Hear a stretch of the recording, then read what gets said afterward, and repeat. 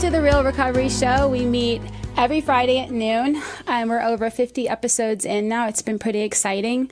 Meeting a lot of people in recovery, people who have been through a lot, overcome a lot, and a lot of people who have stepped up back into the community and aren't keeping their addiction a secret, so that they can reach the hand out to the most people to help the most people. And those are the people that I gravitate towards because, as you know, obviously, I recover very, very, very out loud. And there's nothing I won't say at the level of anything because I really want to put a voice to all of the secrets and all of the shame and break the stigma and make it such an everyday conversation that everybody's comfortable and more feeling welcome to heal, you know. And today's guest is no exception to that. You may know him from playing in the NHL for over a decade. He was in the Philadelphia Flyers. His name is Chris Therien. And but today he'll talk about that, don't worry, but he'll also talk about his alcoholism and where it took him and what had to happen for him to get help. He's also written a book called The Road to Redemption, and in that book he'll talk about all of that as well. But he's also been doing a lot of advocacy stuff as well to use everything he's learned and what he has at his disposal to help people in his community in Philadelphia and everywhere. So I'm really, really grateful. So thank you for joining us today. We'd love to hear about your journey, especially like how you started out, how you got into hockey, and take it from there. Yeah, I mean, Lisa, you know what? First off, thanks for having me on. You've done a great job, and I've had people kind of banging down my door to say, hey, you got to get on with Lisa Trevino and the Real Recovery Show. So I actually reached out, and man, I'll tell you what, you answered me back in about 5 minutes, and here we are. So yeah, my story is, I guess at the end of the day, for being a hockey player, it ends up being pretty much. I think you'll find a lot of the same stories. You know, I grew up in the sporting world in hockey. I was born and raised in Ottawa, Canada. My goal as a baby, whether my dad had anointed that decision for me or that road for me, was to be a hockey player and to try to get as far as I could and get to the NHL. And I think my whole life and the journey as a young person, every year playing a new on a new team, trying to stay relevant. It didn't always work out like that, but I'm very much as part of a culture of hockey. I ended up making it. I played a long time. I played, as I said, almost 12 years for the Philadelphia Flyers in one area, which is I'm very, very lucky. But at the same time, with the many wins I've had and the successes I've had as an athlete and as a broadcaster afterwards, as I always tell people, the real dirty little secret that I carried for so many years until I didn't carry it anymore was the fact that I had a severe addiction to alcohol. And, however that came about, it would have been probably in my first 7 or 8 years of the league where it probably increased, but very much part of the culture of the sport and something that, I saw as I grow up and as I grew into the league, and it became part of my identity in a lot of ways until it became my archangel. Like it was awful being, feeling like that, being out of control, disappointing people. And that's how I knew that my journey in life had to change for the betterment. And there's a lot of people that counted on me, including myself. And I just got tired of letting everybody down and sick and tired of feeling sick and tired. And here I am today, with coming up 12 and a half years of sobriety.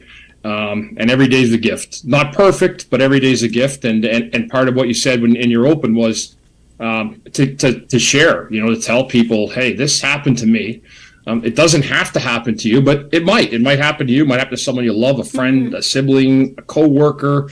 And, what does that person do about it? And more importantly, what do you do about it? And I think that's part of what my journey is. I was involved in hockey for so long, and in 2020, I got fired essentially from a job that I had for years. It was done. It was, I wasn't expecting it. And as that happened, with the pandemic and, thanks Halloween of 2020, and I'm thinking, man, what am I going to do? I'd only been programmed really to do one thing, and that was to call hockey games, to broadcast hockey, be around my friends. And that was already at that time, had about 9-10 years sober.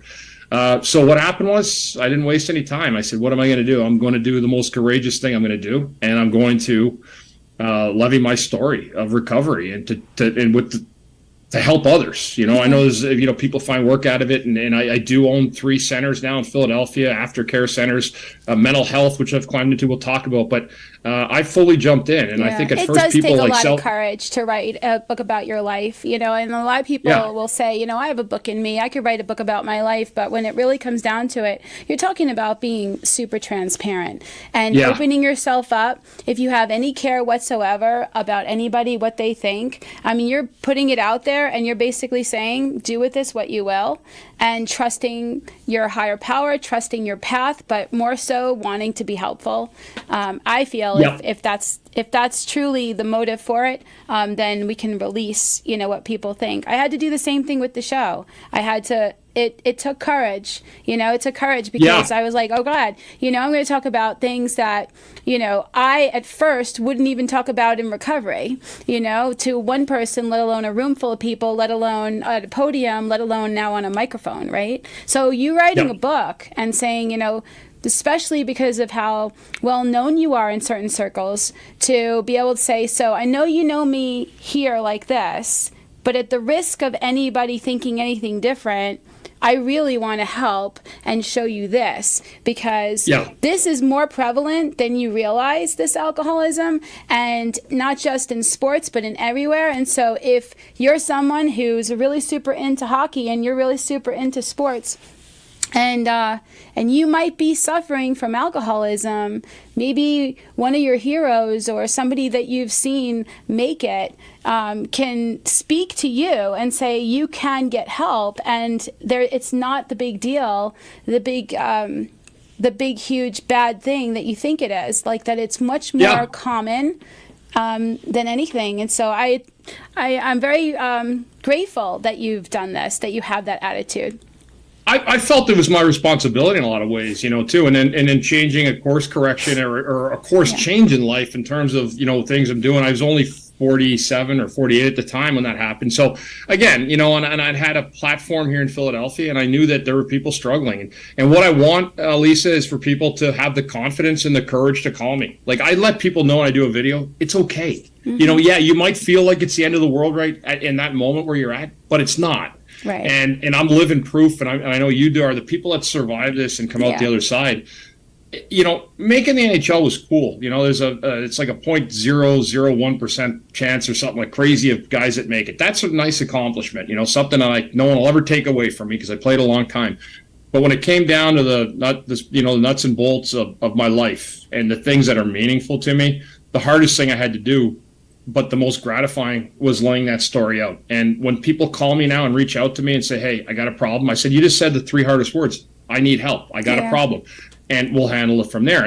But I need people to understand that the stigma has to be shaken off. And if it's someone like me that you saw as a celebrity, even though like a minor type of celebrity, hockey player, we're not in movies on Friday nights and stuff like that, but we become part of your TV, your couch at night. And it was important for me to tell people, because I think there's a lot of people that I'd resonated well with. I didn't sell my soul to anybody in the process. Right. I was a good guy, but I was struck by alcohol. And so now I need to give that back to others to understand that we can destigmatize this. Like, you don't have to go through life feeling like it's the end of it. I want people to understand I can come on a show like this. I can talk for hours, intelligently, thorough. I broadcasted. So all those little things, if you think it is, it's a bump in the road that you have the power and the control to have ultimate control over that situation. You control your destiny. No one else does, and certainly not a substance. And it took me a while to get to that point. Lisa, when I went to rehab, when I'm telling you my story, and I'll show in the book, like when I went away to rehab my last year in 2006, I went through what I call God's hell to me at the time. My career was over. I was a stone cold alcoholic, drinking every day. On June 17th of 2006, my sister, who I loved beyond words and knew my problem so much and wanted me to stop for my little kids, she passed away from a cardiac event. And 2 weeks later, I'd already called Karen Treatment Center. I was in rehab with a blood alcohol level when I showed up of a 0.63. And I was walking and talking like I was perfectly sober. And as I joked, if a cop had pulled me over on the road at that, he would have said, "Sorry, something's wrong with my machine. Go ahead." Yeah, because it couldn't have looked like that. But when I say, like, for a minute, I was the world's greatest alcoholic, I was the world's greatest alcoholic. And it makes me laugh saying that, but it makes me sick. Yeah. That's where my road took me. The normalcy of it. Yeah. Would you say that, that of course, alcohol and drinking is so much part of the culture of sports too, that not just for the people playing, but the people who are like going and watching it, that, it's very easy if you're around people who are drinking to make it okay for yourself and like to slip over lines that you think, oh, I'm okay. Look, I have tolerance. I can do this and get up the next day and play a sport or do whatever. Do you feel like there were a lot of other, without saying any names, of course, right? Because nobody can diagnose anybody else being an alcoholic. We can only do it for ourselves. But would you say that you saw a lot of alcoholism by your own definition in the sport? It's a tough one to say. But yeah, I did. I saw addiction. I've seen everything. I mean, that's part of the culture. Certainly with hockey, the sport of hockey, as I said when we started, very much part of the culture of that sport more than others. And sports in general has gone through a transition in many ways as well. It's not like people just started using drugs and alcohol in sports in the last 10 years. There's been an evolution. I could probably trace it back to the 60s and 70s even in sports. I mean, where beer drinking had always been part of the culture of hockey. It had always been go get a beer with your buddies after. Right. But the rest of it, and then the 80s and 70s, it was like a cocaine with drinking, and then the 90s became more alcohol again, and then pills took over. Mm-hmm. And then cocaine has kind of spiraled back around again because nobody wants to be test positive for anything anymore. Right. So, and again, I always said, like, guys in sports, I'd love to see nobody do anything, but young people try things. Right. And that's your hope, is that nobody gets involved in it. But I'm also a realist. Right. And I understand that the pressures that come with playing a sport, I don't think any league is ever really going to truly gauge or be able to tell a player, hey, you can do this or you can't do that. That will be up to that player. But, I just spoke to the Flyers development camp last Tuesday. Actually, it was on the 4th of July. And the goal from the general manager, Danny Briere, and President Keith Jones was, tell me, get in there and let these guys know what happened. Share your story. And the same, very much like I'm doing here. But, and part of it has to be a scare tactic for them, understanding that I was just a normal kid like they were, and this is what happened to me. So I want you to try to avoid having this part of your life, because I do believe after it all is said and done, it takes a hard 10 years to recover. And that's my side of it anyway. Maybe it's different for others, but I always said that. And if you don't have to go through that, then don't. Do you feel like personally it was the pressure of having that role that you had, of being that very part of that very small percentage of people that were accepted into that having to perform at that level, having to be on? Do you think that personally contributed to, without maybe the tools to be able to handle it? Yeah, I think so. I do. The more I look back at my life and the journey I was on, I think there was a lot of little, like speed bumps for me, and I had to get over those speed bumps. I think anybody that has a long journey in pro sports will tell you that to get there and stay there requires a lot of individuality within a team.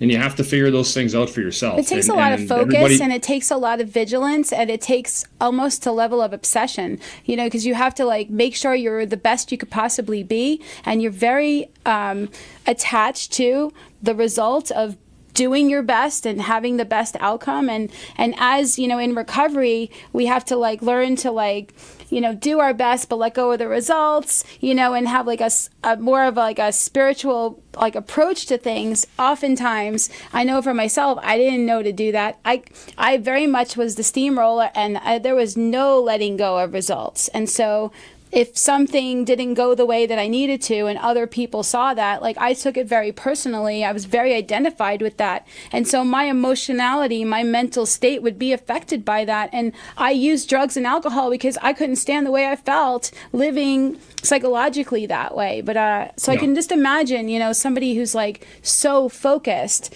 and so good at what they're doing, and that they're known, that they're accepted into a team for it, and they need to stay at that level, that the amount of pressure could be something that feeds into that need to, like, you know, self-medicate and then becoming dependent upon it. And I agree with that self-medication part, and I am completely in agreement with that, because that's when I look back at my journey of alcohol, it felt like I was self-medicating. It certainly came to that, you know, and you know, there was trigger points in my game. Like, my last year was by far the worst year I had with alcohol. Before that, I became, in a lot of ways, like a caricature in my own movie at times. I was well liked by my teammates. I was a good guy in the locker room. You know, I wasn't a problem for anybody. Yeah. And those are things they ask of guys in a locker room, to just be a good teammate. And you know, when I had to drink my last year during a game, that was kind of, to me, just broke my spirit in half. And I realized, like, wow, this is how sick I really am. And the worst part was my game got better when I drank, which is just pathetic. And so, you know, there's so much, like, Lisa, and I know you're saying it, like, I don't know. I don't know if it is pathetic. I feel like if it's something that's interwoven in how we function, it's like it's taking something out of how we function. It makes it really difficult to adjust. I think it's just natural that there was a dependency, an interdependency woven in that, you know, and when we stop doing a thing, it's going to affect everything. It's like, it's going to affect everything, you know, so did you do alcohol and drugs, or just alcohol? Like, just alcohol. Yeah. I mean, I was a guy raised in the 80s, you know, have a beer with your teammates, but drugs will kill you. Don't do them. And I'm like, okay, I live by those standards. It's kind of funny how it went. And I never did them. I mean, I was in an era where I knew other guys did, so I've never did a line of cocaine in my life. And that's, people are like, really? I'm like, never one. I'm surprised too, because sometimes with the intensity of hockey, like, I would think that people might be doing a thing, but nope, that's, I guess. And I was just that guy. And it was funny. Like, I almost had my own, like, kind of like stopgap. Like, you can't do this. This is crossing the line. But, you know, again, like, when I look back now in the industry I'm in, you know, Pennsylvania Recovery Center here in this area, and Pennsylvania Behavioral Health Center, we deal with all kinds of different cases and of people and the way they live. And I see it, and I just see how destructive alcohol really is. And the worst part of alcohol, you can just get it on any street corner. Yeah. Which it's just it's still so prevalent, Lisa, and it's still, you know, it's still sold to millions and millions and hundreds of millions of people around the world every day, like it's nothing. Oh, even in the pandemic, oh my God, so many people were getting it shipped to their house. Like, it was crazy. Huge amounts of alcohol, like as if they're having a party. It was crazy. It was, and it kept, but, you know, they had to keep people alive at the other side of things, where liquor stores are open. And, you know, people are like, how could they keep liquor stores open? I totally understood it for people that are still actively using. If you don't have it, you'll die. And that's the part, like, for me, like, drinking during a game wasn't about, like, I'm just going to be cool. Yeah, if you don't have tools on how to live your life, and you have no idea how to handle life on life's terms, and you have stuff that's built up, and you're uncomfortable in your own skin, and something like COVID hits, you're going to need to do the things you've been doing to self-medicate unless you find another way. And correct. So, yeah. So, okay. And so, when your sister passed away, that was like a pivotal moment for you. You know, it's really weird, because I was already a full-blown alcoholic at the time. Like I always say, you know, people ask, oh, did your sister's death push you? It didn't push me over. I was already there. Like, right. I told her, and it was funny before. So she had the episode happen on June 11th of 2006. And, you know, my parents were down visiting. My sister was at home, and it was, you know, I was already going away the following week. And then, you know, we found out what had happened. She was on a life support for a week, and she passed away on the 17th. And I'm like, this can't be, like, what's going on in my life. And I was sick, and I mean, I'm drinking, like, just numbing myself to get through the ordeal of her funeral. And then when I got back to, you know, I had to go back to the United States, and, you know, I called the league again, and that's when I went back to Karen. I mean, I wasn't going to put it off, but, you know, 2 weeks after her funeral, and there I was at Karen, trying to get help. And it was a really strange time in my life, because I didn't know who I was anymore, and I wasn't sure what the world had held for me, and I was very lost. disorienting. My career was over. Yeah. My career was over. My friends were gone. I was an alcoholic. My best friend and my sister was gone. Everybody else looked down on me, and I was alone. My wife at the time was pregnant for my now fourth child, my son Chris, who's been an absolute blessing. I had 3 little girls who I adored, and I just needed to be better. And but the good part is I did, like, when I got through this, I went through probably 3 good years of hell. And there was an NHL work stoppage in there in 2004. We didn't play for a whole year because of a labor dispute. And that did not help me at all. That just kept me at home all year, just drinking and doing nothing. Oh, yeah. Waiting. And that sucked. Nothing like isolation. Yeah. It is. But really the whole focus was at the end was my little girls, and I was a guy that tried to do so much, even as an alcoholic. I wasn't drunk every day, but I wanted to be the best dad. And even if I gave 150% of what I was in that state, it was only 60% of what the real person was. And so, as I said, my oldest will be 24 now. She's the one that has seen the most. And all I can do is make continual amends by staying sober one day at a time. And that's what I do. I looked at those kids, and I tell you, the win out of this, Lisa, was the rewards I got for those decisions. When I stopped, it was 2011, February 7th, 2011. I'd had years of sobriety before that, and I had some hiccups leading up to that point. But when I saw my girls, and my son was 5 at the last time, and I was broadcasting, and I was kind of keeping it to myself, I never got back to the levels I picked up again after I went to Karen. Had 2 years. And I realized, like, you can get sober for whatever reason you want, but mine was my kids, and that's was what my higher power was at the beginning for me, was my children, and I tell people that the rewards that I have reaped from that decision, and the smiles that I've seen those kids have, and the joy and the friendships that they developed has been remarkable to me. They've been incredible basketball players, some of the best in the state of New Jersey has ever seen, and I always tell people it's hard to do that with an alcoholic parent. And so that was my win was me stopping, so I get to see those kids go on and play Division I basketball. Nice. My son is an amazing young man. He's 16 now, and a lot like his dad, but I want him to understand too, like, there's a way better world out there than what I had to deal with at 35 to get clean. So those are my wins, and those are the greatest things in my life for my 4 kids. And you know what? I love them, and that was really for them. But I don't have those stories. I don't know if you remember, there's a movie called Hoosiers. I tell it every time I talk in the 80s. It's with Dennis Hopper. I remember that movie. Yeah. Yeah, and when the kid went into the gym, I don't know if you remember the scene. There was father, Dennis Hopper, went in the gym completely loaded, and his son was playing basketball. And I remember all the embarrassment that kid. I could feel it on the screen. And I thought to myself, this will never happen. I will never allow this to happen. And it never did. And so for me, that's how I ended up getting my piece out of it. And, life's still not perfect. It's not always great. Right. But I don't drink. And I think that's the part at the end is that, and we talked about higher power a little bit before, Lisa. That ended up being for me what I needed at the time. I said, if you can't do it for yourself, do it for them. And then ultimately I realized that the only way I could do it for them was really to do it for me. And that's the hard part. People have to understand you got to be selfish in recovery because that's the only way that you can send it off to other people. Yeah, that's oftentimes something that, people say, well, you have to do it for yourself, but you are doing it for yourself because you want to be the father that sees the smile reflected back to you. And right. And also, when we stop drinking or doing drugs, a lot of people think that that was the problem, right? You just got to stop drinking and stop doing drugs, and then things should be good. You should straighten out. Everything should be fine. But going raw, going without alcohol or drugs, going without my medicine, that's when I have this person I want to be. I have this person I don't want to be anymore, and I can't go forward with alcohol and drugs. And so, I have to now level up. I have to keep leveling up. Do you feel like maybe at all the way that you were about sports and honing your craft, so to speak, that focus, do you feel like you're using and channeling that same focus now into your recovery and helping people?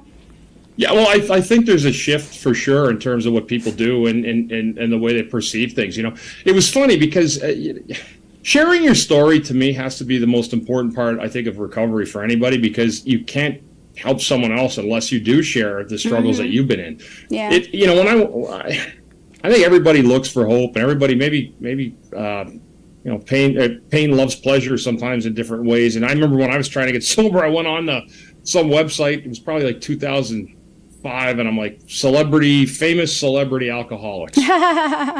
And I'm thinking to myself, well, you know what? Misery just likes company. And I thought to myself, I went on, and there was like hundreds of them listed. Yeah. And that's, to me, became a normalcy, just seeing that. I didn't know their story. I didn't know anything about them. I mean, I saw names on there, prominent actors that had come out. I wasn't aware of it. But when I saw that, it gave me something to say, wow, like they did it. Right. They did it. And that's the part now, I don't let anybody tell me they can't do it. When you show up at rehab with a 0.63 blood alcohol level, you can do this. If I did it, you can do it. And that's try the message. Like, I really want to rip the Band-Aid off this, the addiction and the stigma, because it's so bad the way people view themselves. And we don't do the same for people that struggle with a real, like a legit cancer medical or whatever. It's a really problem, good point right? What you said too, because nobody can really help an alcoholic but another alcoholic, right? Somebody who's been there, because we all think we're terminally unique and nobody will understand. You would drink if you had my problems or my life or my headspace or my childhood or blah blah blah, and I just I'm different and I can't relate. And so it's when one person tells their story to another person, and then you hear enough of your story in another person, and you see that they're actually smiling and they're happy, and you're not, and they're talking about their past, and that's your current state. And now you have, wow, like if they could do it, I can too. But now what's so cool about this, what you're saying, is it takes that basic but very important ingredient, most important ingredient in recovery, right? The power of seeing yourself in another person and being able to share your experience, strength, and hope. But it takes it now, it blows past the stigma, and it says, look, I do this for a living, and I'm an alcoholic, and I'm in recovery. So whatever it is that you think, whether you're a doctor and you find out that you've met other doctors in recovery, or you're an actor and et cetera, it's like there's been this thing for a long time where because of the 12-step recovery model and the anonymity ingredient of, not mentioning you're in any particular 12-step program at the level of press, radio, TV, and films, which I completely respect 100% and will never out somebody or even say anything about anything I've ever done. That's not, but there is recovery, and recovery is the thinking, the life, the change, the principles now, what I've experienced, how I've healed, what I've realized about my life, how I can live my life on life's terms now and be comfortable in my own skin, going from who I was to who I am now. And it is not a secret. We are not a secret society. Many, many people are now stepping out and living out loud when it comes to recovery, and it's been like, oh my God, that celebrity is saying that they're blah, blah, blah, blah. It's like, well, if they're saying they're in Alcoholics Anonymous, that's the only ick about it. But if they're saying they're in recovery, that they also have had to fight their inner demons and wake up, well, good, because people should be talking about it rather than glorifying the alcohol and the drugs and the party lifestyle, right? Showing what happens after. I'll say this last thing. A lot of people, you see all the party and the this and they're so cool or whatever, and then when they go and they get help for a long time, they would just disappear, like they would stop acting, or they would stop doing things, or they would leave whatever they were doing, and then you just wouldn't hear about them for a while, like whatever happened to so-and-so, and so all of this recovery was happening in secrecy, and people were thinking that nobody's recovering, and so more and more people are stepping up now, and I love to hear that, because that's how we're going to break the stigma, right? It is. It takes a group of people, but I do think it's going away in a lot of ways, Lisa. I do feel like people like us are actually kind of not whacking the stigma off it a little bit, and it'll take time. But I think people are understanding that. Like there was an association before where, I go back into the 70s. I remember you'd hear about one alcoholic parent. Nobody ever and it was like, oh my God, you hear about so-and-so's dad's an alcoholic, and it's like just one. But that's the lie, right? That's the part of society and growth in society, in a lot of ways, it's changed. Because, of course, I know now that there was probably a third of the team that had alcoholic parents or more, especially in the hockey culture. So, again, I'm not throwing anyone under the bus, but that's how time has changed, because there was one. Nobody wanted to say it. So how many people have been living in pain because of the stigma that's been attached to addiction? Right. Absolutely. And you know what else breaks the stigma, which I love, and you haven't even said it, but I know this about you by the way that you're speaking, that you're not carrying shame about it. You know, that you don't feel like embarrassed and you need to hide it, because I don't carry any shame about it either. All the alcohol, all the drugs, all the stuff, all the homelessness, all the things I did, because, you know, if I have shame and I tell you about my story, then how do I help you let go of your shame? But if I've healed this and I realize, like, this is just stuff that I was doing because I was uncomfortable in my own skin and I didn't have tools, you know, and I got really, really sick and it nearly killed me twice. And so, but there's a solution. There's a way to rise up over this and to heal. And, you know, that we're not bad people trying to be good. We're sick people trying to get well. And that it's just that it's just programming. It's just experience. And there's no reason to hold on to that shame. And by breaking the shame of it and talking about it and being like, listen, it's no big deal now to me. I used to be embarrassed about it, but I'm not anymore because I see what it is. That message, that energy that you have, that energy helps people question how big a deal maybe it might be for them, and that maybe, just maybe, they can get help, because maybe it's not unsurmountable. Maybe it's not the huge stigma that they've been afraid to ask for help because they're afraid of getting judged or rejected or told, you know, what's wrong with you? Like, you should be able to, like, live life better than this. Yeah, and it's true. I mean, and again, when you go back to the beginning, we were just talking about, you know, having the courage to do it. You can't do this, you know, half-ass. It's just not. There's nothing in the cards to help by just sharing part of it. I mean, when I do share and I speak a lot, you know, I have to have people understand the pain that I was in, for them to get a grasp of what happened. And I think the biggest thing is understanding why somebody becomes addicted to stuff, you know, and there's a lot of reasons. It could go back to trauma. There's a lot of trauma we find involved, life experiences, and it could be the smallest thing, right? It could be like just a snap of a finger thing that changes your thinking or your way of thinking and how you process. And that's how the alcohol comes on, or at least how addiction came on for me, because I can gradually trace back my steps in a slow crawl pace, you know, until it was crawling, walking, jogging, and then it was running at the end.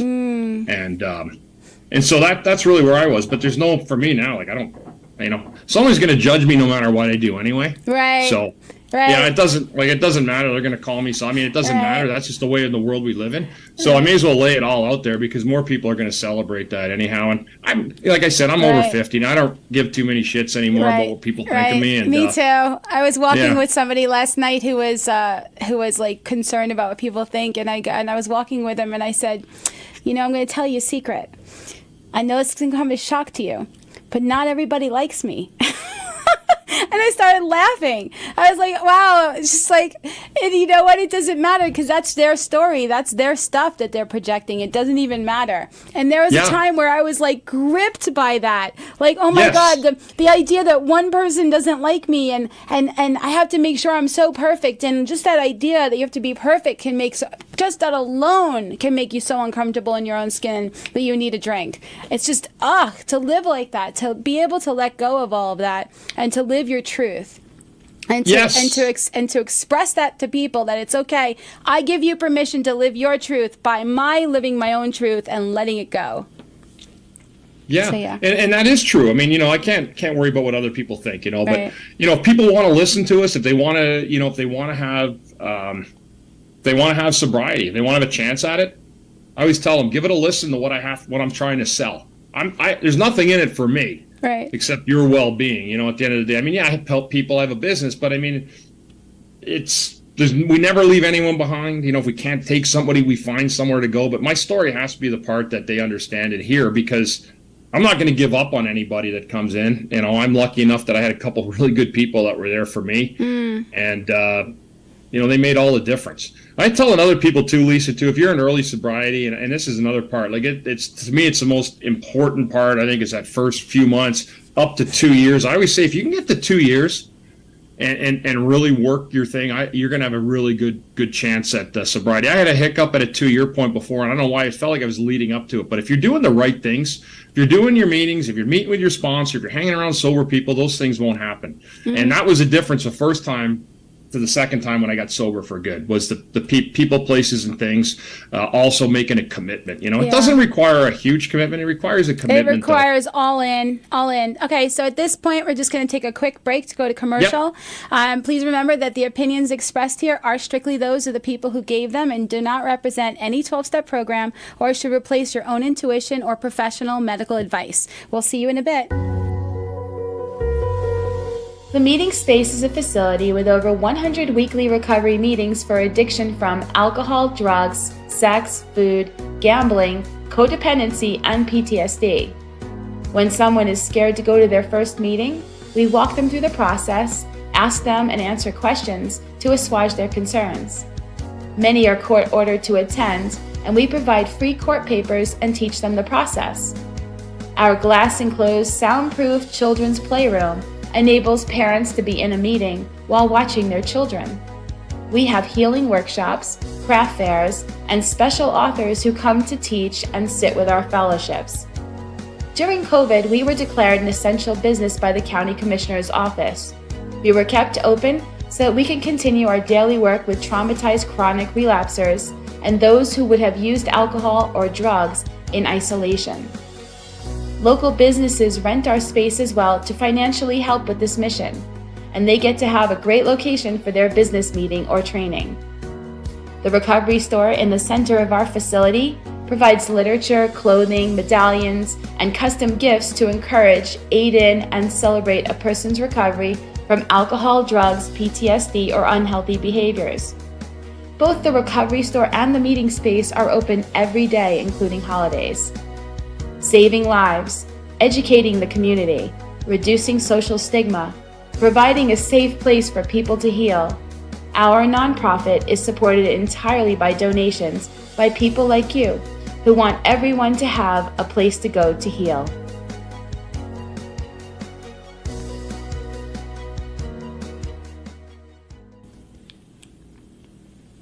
Welcome back to The Real Recovery Show. You can watch us on Facebook, YouTube, on Amazon Fire TV. You can listen to us on the PHLV Radio app. You can get our podcast on Apple Podcasts, Spotify, and iHeart Radio. We have our own YouTube channel now that we've been putting all of our episodes on. And you can go to themeetingspace.com. Make sure you type the word "the" in first. And you can see all of our episodes there. And if you're interested in being on a future episode, please fill out an intake form or contact us through the contact form. Or if you have any suggestions for somebody that you would love to see on the show, where we would love to have powerful voices come and share their experience, strength, and hope. And before the break, we were talking about, recovery and, and the kind of mindset that you need. And so welcome back. We're here with with Chris again, and really. So, how has life been now that you've been in recovery? Has it all been smooth sailing? There's good. I mean, there's certainly, when you eliminate, the kind of lifestyle there was, it can only go up from there. But, luckily my story, Lisa, there's a lot of good in it. There's a lot of good heart involved in my story too.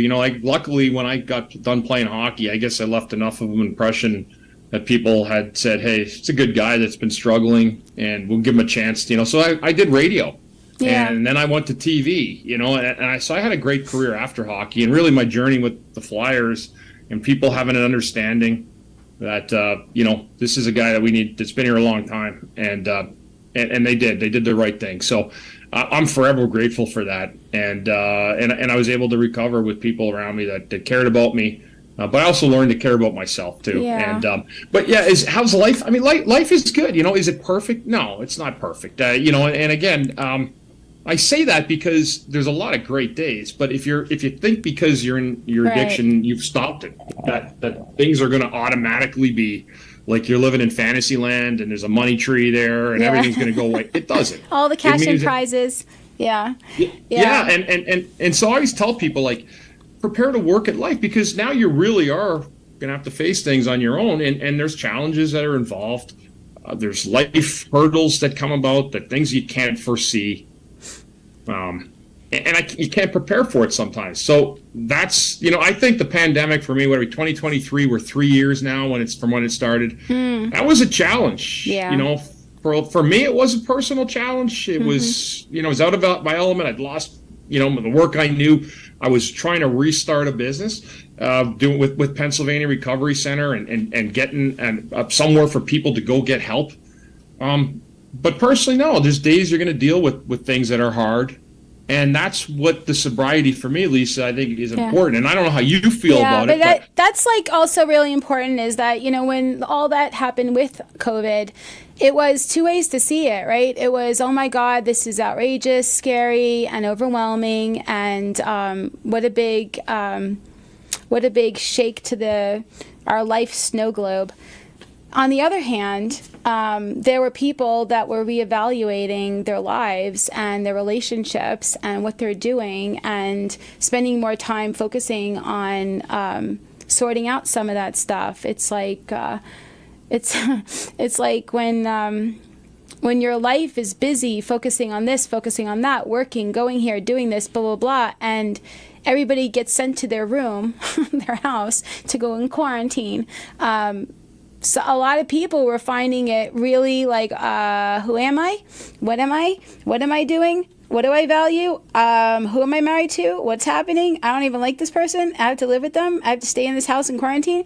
And so it seems like, oh my God, this is like such a horrible thing. But on a spiritual level, I really believe that this was something that helped people, much like for us alcoholics, bottoming from alcohol and drugs and having to have like a big shift in our focus and priorities in our life, or somebody who is facing a life-threatening illness or maybe goes through a near-death experience and having like oh my God, what am I doing? Or even just a midlife crisis. That happens too. I'm 52 years old. I know about that stuff too. But that's what COVID did. COVID literally invited everyone to like be a little bit more still and a little bit more present and a little bit more aware, and so lots of changes happened during that that time. And people it's happened to a lot of people in recovery. But I didn't, what's funny, like I didn't drink, I didn't pick up at all, and you know what, and then COVID tested people too, especially people in recovery. People that had, and it's amazing if you didn't have a real firm grasp of your own recovery program. You could have gotten bit by it, because I saw it, Lisa, all the time. Especially with everybody going to Zoom. And then only certain places having, because we were declared an essential business, and we were only allowed 10 people per room, and all the chairs had to be spread out. So we got all the people who were chronic relapsers, PTSD, homeless, people who were having like the most difficult time in isolation. So we got a lot of that, and we had old timers, coming to the meeting space to around the clock be there for that, even though a lot of the old timers were older and felt more at risk of getting sick from COVID. So like that's just all of that, So and that's a really good point, right? Like, it's not that life is, alcohol didn't make our life bad. It was alcohol, why we used it and how we used it, that made our life worse. It's not going to be the solution to just stop drinking. It has to be that the thinking changes and the way we look at things. And like you said, if we're not doing the work to heal that thinking and make sure we have a strong support system around us, and actively using tools, then when some fecal matter hits an oscillating device like COVID or something, there's one other part too I actually want to talk to you about. I was going to ask you about it because, you mentioned something like the chronic relapser. And it's funny because I live in a world where it's complete abstinence from alcohol. Yeah. And I'll tell you what, I was that guy for Me about too. 3 years. Yeah. And it tortured my soul Yeah. more than anything than even when I got sober. So I just want people to know, and I'm not giving you a pass, I'm not saying that, but I want you to know I understand. Yeah. And it's very much part of the recovery process. You can have a broken heart being a chronic relapser, and you're trying your ass off and you just can't get it.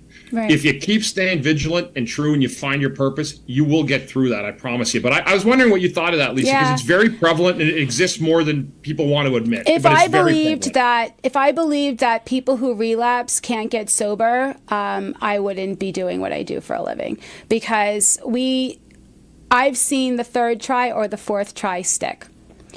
And stick for a really long time. And sometimes it's just a lot of PTSD and a lot of isolation. And a person just needs to get to that place where something deeper shifts, and that's it. And so.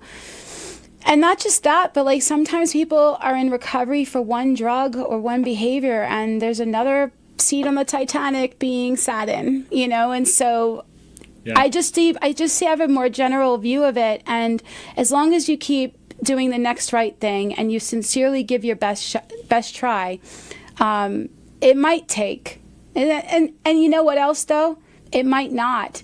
There are people that get sober once and stay sober, so it doesn't have to be part of your story. But if it is part of your story, then there's more healing, more stuff that needs to be looked at, and it's an invitation to do that. Because, and I will say this last thing on that subject is that, let's say you go to rehab, or you have a little bit of recovery and then you relapse, right? Well, even though alcohol picks up where it left off, your recovery doesn't get completely wiped.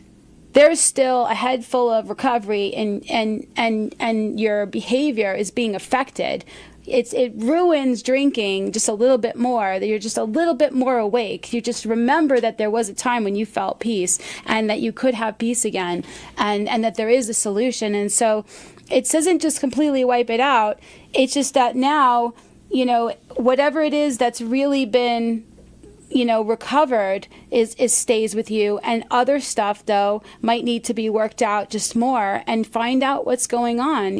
Where is it that you're not your own best advocate? Where is it that your thinking is causing you to be so uncomfortable in your own skin that you need to self-medicate? What is really going on? And maybe you wouldn't have even seen that thing because you needed to heal all this other stuff first, just to be able to clear the way, relapse for a second, and then see, oh, this is a bigger issue than I gave it credit for. I need to really look at this and go a little bit deeper. And so, I don't know, to look at it from the outside and to see relapse, it doesn't really give the deeper picture of what's really going on. Are you sincerely trying to heal? And if you're sincerely trying to heal, it may take a couple of tries. You're in sports. How many times did you F up trying to accomplish a goal, right? How many times did you have to learn and adjust, that you didn't actually, you were not able to do what you really set your mind to, and then you had to reevaluate and work on it and get better at that, right? Yeah. Well, recovery is like that too. It's not this thing where you're going to get this like award, good job for your recovery. It's more like this is what we do to heal, to have an actual chance at freedom, to have a real life, to be of maximum service to other people, to be able to have relationships, to be comfortable in our own skin, to not kill ourselves every day. Yeah, I agree. And no, it's just a huge part. I know, like I said, I wrote a book and I put out last year, Road to Redemption. But one of the things in it really was, which I talk about, was my my journey with relapse, and how how you can I always worry that you can squash somebody's attempt at recovery, because if they do pick up, let's say they have as I say, I call it the 98%er. That's sober 98% of the time, but it's a 2%, and unfortunately the whole world that is around him judges him for Right. that 2%. Right. And so that's part of my story in there. And I think in a lot of ways that really busted me up in a lot of ways because I felt like for 3 or 4 years of my life, the entire world was watching me. Every step I took, everywhere I went. And that takes a lot out of a person. And that's why I'm always vigilant of the person that's trying so hard, wants to get it for good, but isn't just there yet. So that's why one of the issues, things I talk about, because that's where I was. I have a little bit of that. Cycle. I have a little bit of that too. I do not have the level of people knowing who I am like you do, but I'm pretty well known now in this community of, for all the things I do, and I lead with the chin. I do the show, and I have the meeting space, and I'm a very strong advocate for people to heal, and so I recover out loud, and so I, call it vanity, but I also I really don't want to show my ass. I really, really, really want to keep doing better.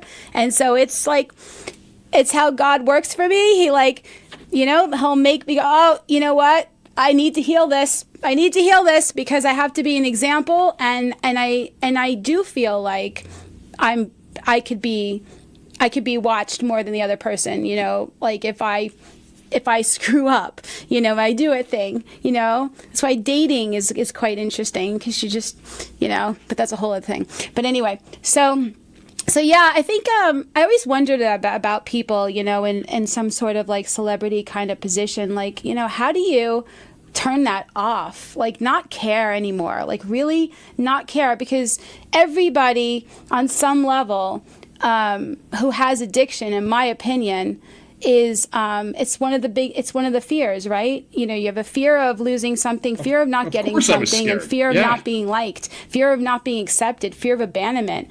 If everybody has that to some degree, even if they won't admit it, I could just imagine that's on steroids if they are someone who is on TV or in their face. You know what? I'm going to say this, and this is the part for me where I found my hope again in a lot of things. When I shared my story, it was it was 2020, and it was a front spread 2-page article in the Sports The Inquirer that a good guy, Sam Carchidi, who's been a writer here for a long time, did. And I was petrified. I didn't know what I was doing. And I'll tell you one thing, the love and support I got out of that announcement, sharing what I'm doing and continuing on it now. I think people were initially like, oh my God, wow, that I had no idea, to holy shit, this can happen to anybody. And for 3 years, I've continually told my story. I continue to tell my story. I keep letting people know it's going to be okay. Yeah. If you let it be okay, it's going to be okay. Yeah. And the one thing I promise you, the best trait, Lisa, that I've had out of my hockey career, and the one thing in my life that I cherish more than anything is my loyalty and how much I love the people that have been there for me and how I'll go through the wall for them. So if you call me and you say, Chris, I'm struggling, I need help, I got your back, and I'll have your back all the way till the end, one way or another. So that's the messaging I got, and I want people to know, I played here, and I grew up essentially on people's TVs from the age of 22 till the age of 48, from a player and a broadcaster. And I always said I thank the people of the Delaware Valley, Philadelphia, or people in general for just saying, hey, it's okay, man, we got you. And that was something I needed. I didn't know. But if you want to share your story, do it. Yeah. Because you're going to get a lot more love and support out of it than you're people calling you some drunk or you're an idiot or whatever. I don't even care about that because I won the day. And I continue to win every day as long as I stay sober. And the people that care about me and love me are the ones that are going to be the beneficiaries of that. I love that. That's beautiful. That's beautiful because it's the love, it's the sincere caring, it's the wanting somebody else's highest good that can let a person know that, maybe they're not alone, and the appreciation for the people in your life. It's a great way to live anyway, in gratitude and appreciation for anything that anybody does, and people feel that way. And so now you're an owner and a partner in the Pennsylvania Recovery Center and the Pennsylvania Behavioral Health Center. You want to talk a little bit about that? You know what? Great. I have a great partner, a guy named Brant Norton. We have he's a great guy. The first year we actually started it, we kind of had a trial and error thing. I have another good friend, Paul Cates from North Jersey, did this with me. He's just a tremendous human being. Guy I sat with at Philadelphia Eagles games, and that's how we started. But we got into it. He believed in my vision. Helped me get this thing started. We merged with Pennsylvania Recovery Center as we started off as something different. Nice. Gone through the trials of being a business owner, but we're in a really good spot. We're really helping a lot of people. We got a lot of sober living. If addiction is your thing, we got you covered. If it's mental health, which we're, of course, Lisa, we're getting a lot of calls with that. Right. People struggling just in every walk of life. And so we're really proud that opened a couple months ago. Pennsylvania Behavioral Health got a whole team of clinicians, therapists, counselors, and like you said, a whole lot of love and a lot of support and a lot of really great people that I believe in. And we know that those conditions are going to be conducive for people to get into our sober living, come to our centers, and get yourself started, get yourself on the road to recovery, and realize that there's a way better life out there waiting for you. That's beautiful. And so, what is your website? BundyRecovery.com? Yeah. And also, so to kind of couple it, that's the best part is I said, man, we're getting calls. People are trying to get me on Facebook or however through a friend. And I said, you know what, guys? You can do that if you want to get me on Facebook, Instagram, Twitter, LinkedIn. If you're a friend, I said, if you're not a friend, we'll become friends really quickly. But otherwise, go to Bundy Recovery. Bundy was my nickname. It's after Al, not Ted, just to let everybody know. Right. Bundy Recovery, BUNDY recovery.com, bundyrecovery.com. And you can fill in the sheet. Let us know what's ailing you, and we'll get you the support we need. If it's somebody in Las Vegas that does it, then I'm probably going to send them to Lisa Trevino. So that's how it works essentially with Bundy Recovery, because I can't treat somebody in Vegas here in Philadelphia, but it's essentially become a call center in a lot of ways, and we're really proud of it. And I have the Therien Foundation, which beautiful. I think will be my legacy point, making money, try to help people get a start in recovery.